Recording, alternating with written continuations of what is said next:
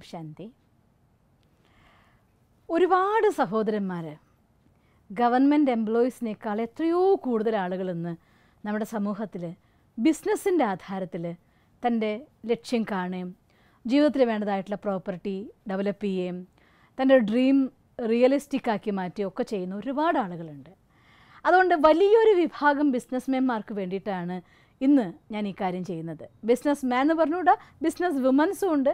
എല്ലാവർക്കും വേണ്ടിയിട്ടാണ് ഇന്നത്തെ ഈ ഒരു പ്രോഗ്രാം ഞാൻ ചെയ്യാൻ ആഗ്രഹിക്കുന്നത്. നിങ്ങൾ ബിസിനസ്സിൽ ഈ 4 കാര്യങ്ങൾ ശ്രദ്ധിക്കുകയാണെങ്കിൽ ഒരിക്കലും ബിസിനസ് തകർച്ചയിലേക്ക് പോവാതെ എപ്പോഴും നമുക്ക് വളർച്ചയിലേക്ക് കൊണ്ടുവരാൻ പറ്റും. ഉദാഹരണം ചൈനീസ് ബാമ്പു പോലെ പലപ്പോഴും നിങ്ങൾ കേട്ടിട്ടുണ്ടായിരിക്കും. ഈ ചൈനീസ് ബാമ്പുവിൻ്റെ വിത്ത് നമ്മൾ നട്ടു കഴിഞ്ഞ ശേഷം അതിന് വിത്തിട്ട് നനയ്ക്കാൻ തുടങ്ങിക്കഴിഞ്ഞാൽ ആദ്യത്തെ 4 വർഷത്തോളം എത്ര വെള്ളമൊഴിച്ച് കൊടുത്താലും അതിന് ഒരു വിധത്തിലും മേലേക്ക് നിങ്ങൾക്ക് കാണില്ല. കുഞ്ഞു കുഞ്ഞു മുളയുണ്ടായി ചിലപ്പോൾ നിൽക്കുന്നുണ്ടാവുമായിരിക്കും, അല്ലാതെ പുറത്തേക്ക് കാണുകയില്ല. ആ സമയം 5ാമത്തെ വർഷമാകുമ്പോൾ പിന്നെ ഒരു 6-7 മാസം കൊണ്ട് ചിലപ്പോൾ ഒരു വർഷം കൊണ്ടൊക്കെ ആ മരം 100 അടി ഹൈറ്റിക്കൊക്കെ ഉയർന്നുണ്ടാവും. ഈ 4 വർഷം ഈ മരം ഒന്നും ചെയ്യാതെ വെറുതെ വിത്ത് ഭൂമിയിൽ കിടക്കുകയായിരുന്നോ? അല്ല. ആ 4 വർഷം കൊണ്ട് തനിക്ക് ആഴത്തിൽ പോകാവുന്നതിൻ്റെ മാക്സിമം ആഴത്തിൽ പോയി എത്ര ഹൈറ്റ്സിലേക്ക് പോകേണ്ടതുണ്ടോ അത്രയും ഹൈറ്റ്സിൽ താങ്ങി നിർത്താനുള്ള ശക്തി ആർജിക്കുക എന്നുള്ളതാണ് ഈ ചൈനീസ് ബാമ്പു ചെയ്യുന്നത്. ദ സെയിം ടെക്നോളജിയാണ്, ദ സെയിം പ്രിൻസിപ്പിളാണ് ബിസിനസ്സിനെ ഡെവലപ്പ് ചെയ്യാനും നമ്മൾ ഉപയോഗിക്കേണ്ടത്. ആ വേരുകൾ ഏതൊക്കെ തലത്തിൽ നമ്മൾ വളർത്തേണ്ടത് അതാണ് നമ്മളിന്ന് കാണാൻ പോകുന്നത്. 1ാമത്തെ കാര്യം എന്താണെന്ന് വെച്ചാൽ നമ്മുടെ ഇൻറ്റേർണൽ പ്രോപ്പർട്ടീനെ എപ്പോഴും സുരക്ഷിതത്വമാക്കി നമുക്ക് വെക്കാൻ കഴിയണം. എന്താ നമ്മുടെ internal property? The most valuable വണ്ണാണ് നമ്മുടെ നെയിം, നമ്മളുണ്ടാക്കിയെടുത്ത ബ്രാൻഡ്. ഒരുപാട് കാലത്തെ ചെറുതായി തുടങ്ങി ഒരു പേരിട്ട് ആ പേരിനെ വളർത്തിയെടുത്ത് നല്ല ക്വാളിറ്റി ആയിട്ടുള്ള പ്രൊഡക്റ്റ് എല്ലാവർക്കും കൊടുത്തു. പലയിടത്തും നമ്മുടെ ആ ഒരു പേരിലുള്ളതായിട്ടുള്ള പ്രൊഡക്റ്റ് ഫേമസ് ആയി എല്ലാവർക്കും ഇഷ്ടമായി കഴിയുന്ന കാലത്തായിരിക്കും ആരെങ്കിലും ഒരാൾ അതേ പേരിൽ വേറൊരു പ്രൊഡക്റ്റ് ഉണ്ടാക്കി ഒന്നുകിൽ അതിലെന്തെങ്കിലും കള്ളത്തരം കാണിച്ചുകൊണ്ട് മാർക്കറ്റിൽ കൊണ്ടുവരും, അതല്ലെങ്കിൽ അവർ ആ പേരിനെ അവരുടെ പേരിൽ രജിസ്റ്റർ ചെയ്ത ശേഷം ഇത് ഞങ്ങളുടെ പേര് ഇവരുപയോഗിക്കുന്നു എന്ന് ക്ലെയിം ചെയ്യുന്നൊരവസ്ഥ വരിക. അങ്ങനെ ഒരു രജിസ്ട്രേഷൻ്റെ സമയത്തുണ്ടാകുന്ന ഒരു പ്രോബ്ലം കൊണ്ട് വർഷങ്ങൾ കൊണ്ട് ഡെവലപ്പ് ചെയ്തെടുത്ത പേരും പ്രസിദ്ധിയും ആ ഒരു സുഖവും ഒക്കെ മറ്റാർക്കോ വേണ്ടി ബലി കഴിക്കേണ്ടി വന്ന പല ബിസിനസ് സ്ഥാപനങ്ങളുമുണ്ട്. അതുകൊണ്ട് അങ്ങനെ ഒരു കാര്യം വരാതിരിക്കാൻ വേണ്ടി നമ്മുടെ ഏറ്റവും വാല്യുബിൾ ആയിരിക്കുന്ന ഇൻറ്റേർണൽ പ്രോപ്പർട്ടിയാണ് നമ്മുടെ നെയിം അഥവാ ബ്രാൻഡ് നെയിം എന്ന് പറയുന്നത്. അതുകൊണ്ട് തീർച്ചയായിട്ടും ഒരു ട്രേഡ് മാർക്ക് നിങ്ങൾക്ക് വേണ്ടി നിങ്ങൾ ഉണ്ടാക്കിയിട്ടുണ്ടായിരിക്കണം. അതിന് അറിയുന്നതായിരിക്കുന്ന കൺസൾട്ടൻസിൻ്റെ സപ്പോർട്ട് എടുക്കുക. അതിന് കുറച്ച് പൈസ ചിലവായെങ്കിൽ അത് ചിലവായിട്ട് കണക്കാക്കരുത്. ഒരു ബിസിനസ് തുടങ്ങിയിട്ടേ ഉള്ളൂ അപ്പോഴത്തേക്ക് ഇതിനൊക്കെ വേണ്ടി പൈസ ചിലവഴിക്കണോ എന്ന് സംശയിക്കരുത്. അത് നിങ്ങളുടെ വേര് ഉറപ്പിക്കലാണ്. നാളെ ആർക്കും പറയ്ക്കാൻ പറ്റാത്ത വിധം നമ്മുടെ വേര് ഉറപ്പിക്കലാണ്. അതുകൊണ്ട് നിർബന്ധമായിട്ടും നമ്മുടെ ബ്രാൻഡ് ട്രേഡ് മാർക്ക് ഉണ്ടാക്കിയിരിക്കണം. ബ്രാൻഡിനെ എപ്പോഴും സേഫാക്കി വെക്കാൻ വേണം.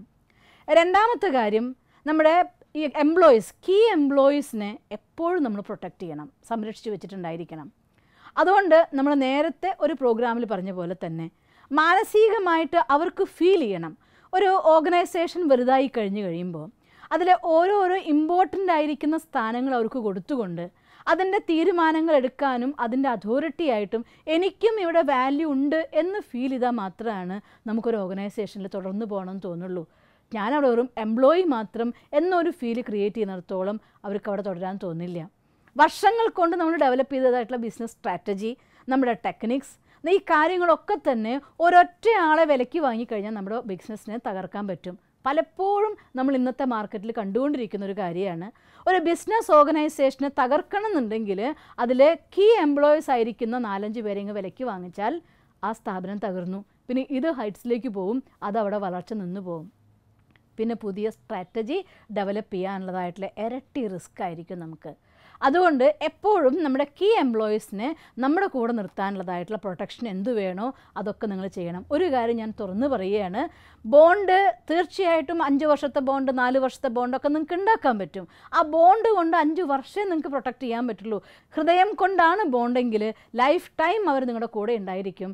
അതുകൊണ്ട് നമ്മുടെ എംപ്ലോയീസ് നമ്മുടെ ഫാമിലിയാണ്. ഒരു ഫാമിലി കൺസെപ്റ്റിലാണ് നമ്മുടെ കൂടെ നിൽക്കാൻ തോന്നുള്ളൂ. അല്ലെങ്കിൽ ഫാമിലി കം ഓർഗനൈസേഷൻ, രണ്ടും ലവ് ആൻഡ് ലോ ബാലൻസിങ് ആണെങ്കിലാണ് ഒരു ഓർഗനൈസേഷൻ ഒറിജിനൽ വേയിൽ മുന്നോട്ട് പോവുക. അതുകൊണ്ട് ഈ 2 കാര്യങ്ങളും എപ്പോഴും ബാലൻസ് ചെയ്യാനും മറ്റുള്ളവരുടെ വിഷമങ്ങളെ നമ്മുടെ വിഷമങ്ങളാക്കാൻ, നമ്മുടെ ലാഭങ്ങളെ അവരുടെ കൂടെ ലാഭങ്ങളാക്കി അവരുമായി ഷെയർ ചെയ്യാൻ ഒക്കെ ഒരു മനോഭാവം നമുക്ക് എപ്പോഴും ഉണ്ടായിരിക്കണം. എന്നാലേ എംപ്ലോയീസിനെ പ്രൊട്ടക്റ്റ് ചെയ്യാൻ പറ്റുള്ളൂ. എംപ്ലോയീസാണ് ഒരു ഓർഗനൈസേഷൻ്റെ ശക്തി. അതുകൊണ്ട് അവരെപ്പോഴും ഹാപ്പിയാക്കി വയ്ക്കാനായിട്ട് ശ്രമിക്കണം. പിന്നെ മറ്റൊന്ന്, 3ാമത്തെ കാര്യം, നമ്മുടെ കസ്റ്റമേഴ്സിന് നമ്മുടെ കൂടെ പിടിച്ചു നിർത്താനുള്ള കപ്പാസിറ്റി. അതിലെല്ലാവരും സാധാരണ ഇടയ്ക്കൊക്കെ വന്നു പോകുന്ന കസ്റ്റമേഴ്സ് ഉണ്ടാവും. അതേസമയം അതിലുപരിയായിക്കൊണ്ട് ഒരു നല്ല കസ്റ്റമറാണെന്ന് കണ്ടു കഴിഞ്ഞാൽ അവർക്ക് ഏതൊക്കെ രീതിയിലുള്ളതായിട്ടുള്ള ബെനിഫിറ്റ്സ് കൊടുക്കാൻ പറ്റുമോ അതിനൊക്കെ കൊടുത്തുകൊണ്ട് അവരെ കൂടെ നിർത്താൻ നമുക്ക് പറ്റണം.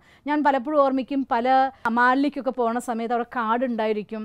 സ്ഥിരമായി വരുന്നവർക്കൊരു കാർഡ്, ഈ കാർഡ് വന്നുകൊണ്ട് വരികയാണെങ്കിൽ നിങ്ങൾക്ക് ഇത്ര ശതമാനം കട്ട് കിട്ടും, ഇന്നെ ബെനിഫിറ്റ് കിട്ടും എന്നൊക്കെ ആ കാർഡ് നമ്മുടെ കയ്യിൽ വരുമ്പോൾ ഓട്ടോമാറ്റിക്കലി നിങ്ങളൊരു കാർഡ് അവരുടെ കയ്യിൽ കിട്ടുന്നതോടെ അവർ നിങ്ങളുടെ ആ ബിസിനസ് ഓർഗനൈസേഷൻ്റെ ഒരു സ്ഥിരം കസ്റ്റമർ എന്ന് ഇൻഡയറക്റ്റ്ലി രജിസ്റ്റർ ചെയ്യപ്പെടുന്ന ഒരു കാര്യമാണ്. നല്ലൊരു ബെനിഫിറ്റാണ്. കുറച്ച് ശതമാനം ഫിനാൻഷ്യൽ ബെനിഫിറ്റ് അവർക്ക് കിട്ടുമെന്ന് കണ്ടു കഴിഞ്ഞാൽ അവർ അവിടേക്ക് തന്നെ വരും. അതിൽ യാതൊരു സംശയവുമില്ല. 2ാമത്തെ കാര്യം, റിലേഷൻഷിപ്പ് ബെനിഫിറ്റ്സ്. അതായത് നല്ല കസ്റ്റമേഴ്സ് ആയിട്ടുള്ള ആൾക്കാർ വരുന്നെങ്കിൽ, അവർ സ്ഥിരം കസ്റ്റമർ ആണെങ്കിൽ ഒരു എംപ്ലോയി അവർ വരുന്ന സമയത്ത് അവരെ അറ്റൻഡ് ചെയ്യാനുണ്ടെങ്കിൽ അവർ വരുമ്പോഴത്തേക്കും നിങ്ങൾക്ക് എന്താ വേണ്ടതെന്ന് ചോദിച്ചു വരുമ്പോൾ നമുക്ക് അതൊരു സ്ഥാപനത്തിൽ പോയ പോലെ തോന്നില്ല, നമ്മുടെ ഒരു കുടുംബത്തിൽ കയറിച്ചെന്നൊരു ഫീല് വരും. അപ്പോൾ ഒരു സ്ഥാപനത്തിൽ ചെല്ലുമ്പോൾ എൻ്റെ കുടുംബത്തിൽ കിട്ടുന്ന ഒരു ഫീലിംഗ് കിട്ടുമെങ്കിൽ തീർച്ചയായിട്ടും നിങ്ങളുടെ അവരുടെ കുടുംബത്തിലേക്ക് അഥവാ നിങ്ങളുടെ സ്ഥാപനത്തിലേക്ക് വരൂ. അവിടെ നിന്ന് മാറി വേറൊരാളെടുത്ത് പോകണമെന്ന് പറയുമ്പോൾ അത് വേണോ, ഇവരുടെ അടുത്ത് നല്ല സുഖം നമുക്ക് അവിടെ പോകുമ്പോൾ, നല്ല പെരുമാറ്റ എന്നൊക്കെ അവരുടെ മനസ്സ് പറയും, പോകാൻ സമ്മതിക്കില്ല. അതുകൊണ്ട് നിങ്ങളുടെ കസ്റ്റമേഴ്സിനെ മറ്റുള്ളവർ വിലയ്ക്ക് വാങ്ങാതിരിക്കാൻ. പിന്നെ ഇടയ്ക്കൊക്കെ അവർക്ക് ഒരു പല സ്ഥലത്ത് നമ്മൾ കാണലുണ്ട്. ഉദാഹരണം പറഞ്ഞാൽ ഒരു സാധനം വാങ്ങിക്കുമ്പോൾ ഒരു കൂപ്പൺ ഉണ്ടാവും. ആ കൂപ്പൺ ഇട്ട് അത് നറുക്കെടുത്താൽ ഒരു വർഷം ഒരു ഫാമിലിക്ക് ഒരു ടൂർ ട്രിപ്പ് നിങ്ങൾ കൊടുത്തു. നിങ്ങളുടെ ലാഭത്തിൻ്റെ ചെറിയൊരു ശതമാനമേ കൊടുക്കേണ്ടതുള്ളൂ. പക്ഷെ അത്തരം നേട്ടങ്ങൾ ആളുകളെ എപ്പോഴും നമ്മുടെ കൂടെ പിടിച്ചു നിർത്താനായിട്ട് സഹായിക്കും. അതുകൊണ്ട് കസ്റ്റമർ പ്രൊട്ടക്ഷൻ അതും നമുക്ക് വളരെയധികം അത്യാവശ്യമായിട്ടുള്ളൊരു കാര്യമാണ്. പിന്നെ ഒന്ന്, ഏറ്റവും ഇമ്പോർട്ടൻ്റ് ആയിട്ടുള്ള സാധനമാണ് നമ്മുടെ ഡാറ്റ. നിങ്ങൾക്ക് എത്രത്തോളം ഒരു സ്ഥലത്ത് നമ്മുടെ ഫേം ഡെവലപ്പ് ചെയ്യുമ്പോൾ, നമ്മുടെ ഓർഗനൈസേഷൻ ഡെവലപ്പ് ചെയ്യുമ്പോൾ എത്ര കൂടുതൽ ഡാറ്റ നിങ്ങളുടെ കയ്യിലുണ്ടോ അത്രയും കൂടുതലാണ് നിങ്ങളുടെ ആ സ്ഥലത്തിന്. അഥവാ എന്തെങ്കിലും കയറ്റിറക്കങ്ങൾ ഉണ്ടായാൽ പോലും ഡാറ്റ നമ്മുടെ കയ്യിലുണ്ടെങ്കിൽ നമുക്ക് എങ്ങനെ വേണമെങ്കിൽ അതിനെ ഡെവലപ്പ് ചെയ്യാം, കമ്മ്യൂണിക്കേറ്റ് ചെയ്യാം, വീണ്ടും വളർത്തിയെടുക്കാനൊക്കെ സാധിക്കും. അതുകൊണ്ട് അത് സംരക്ഷിക്കാനും അത് നോക്കാനും അത് ഡീൽ ചെയ്യാനും ഒരു സ്റ്റാഫ്, ഒരു എംപ്ലോയി അതിനു വേണ്ടി നിന്നാലും കുഴപ്പമില്ല. പക്ഷേ അത്തരം കാര്യങ്ങൾ നമ്മൾ പൂർണ്ണമായി ശ്രദ്ധിക്കുകയാണെങ്കിൽ നിങ്ങളുടെ ബിസിനസ് സദാ വളർന്നുകൊണ്ടേയിരിക്കും.